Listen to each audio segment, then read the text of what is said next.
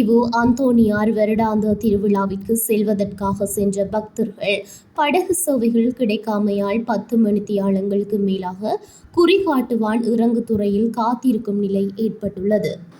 வேலனை குறிகாட்டுவான் படகுத்துறை ஊடாக கச்சத்தீவுக்கு பயணிப்பதற்காக சென்ற 1000க்கும் அதிகமான பக்தர்களுக்கு இந்த நிலைமை ஏற்பட்டுள்ளது.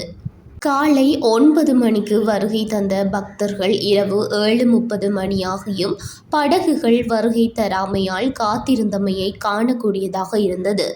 கச்சத்தீவு அந்தோணியார் கொடியேற்ற திருவிழா நேற்று 27ஆம் தேதி மாலை ஆரம்பமாகி நிறைவு கட்டத்தை அடைந்துள்ள நிலையிலும் பக்தர்களுக்கு குறித்த நேரத்திற்கு ஆலயத்திற்கு செல்ல முடியாத நிலைமை தோன்றியுள்ளது. இதேவேளை கச்சத்தீவு அந்தோணியர் பெருந்திருவிழாவிற்கு இம்முறை இலங்கையிலிருந்து அதிகளவான பக்தர்கள் வருகை தந்தமையே இந்த நெருக்கடிக்கு காரணம் என யாழ் மாவட்ட அரசாங்க அதிபர் மருதலிங்கம் பிரதீபன் தெரிவித்தார்.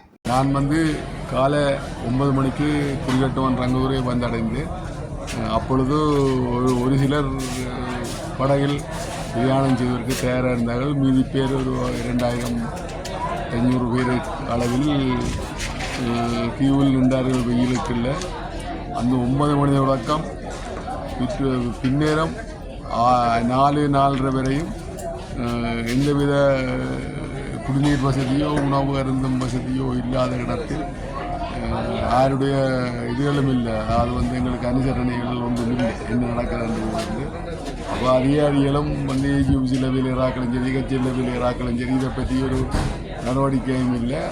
ஆனால் இது வேலைக்கு எங்களுக்கு சொல்லியிருந்தார். முதல் சொன்னவே 2 மணியோட லோஞ்ச் ஓட்டம் சரியாண்டு.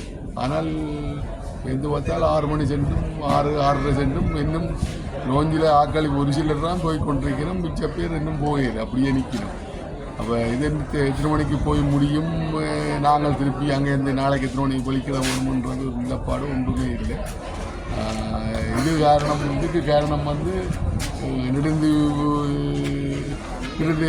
அதாவது உதவி அரசாங்க அதிபர் பிரிவும் யாழ்ப்பாணம் கச்சேரி சேர்ந்த நிர்வாக குழுவினரும் தான் காரணமே வழியே. இதில் வேறு யாரும் இல்லை. என்னென்றால் அவை தான் பேப்பரில் அறிக்கப்பட்டவை, நாங்கள் எல்லாம் தயார் நிலையில் இருக்குன்னு சொல்லி விட்டபடியால் இதுக்கான இதுகள் ஒன்றும் எங்களுக்கு பொதுமக்களை ஒன்றும் சேரையில் என்று தான் ஆதங்கப்படுறோம்.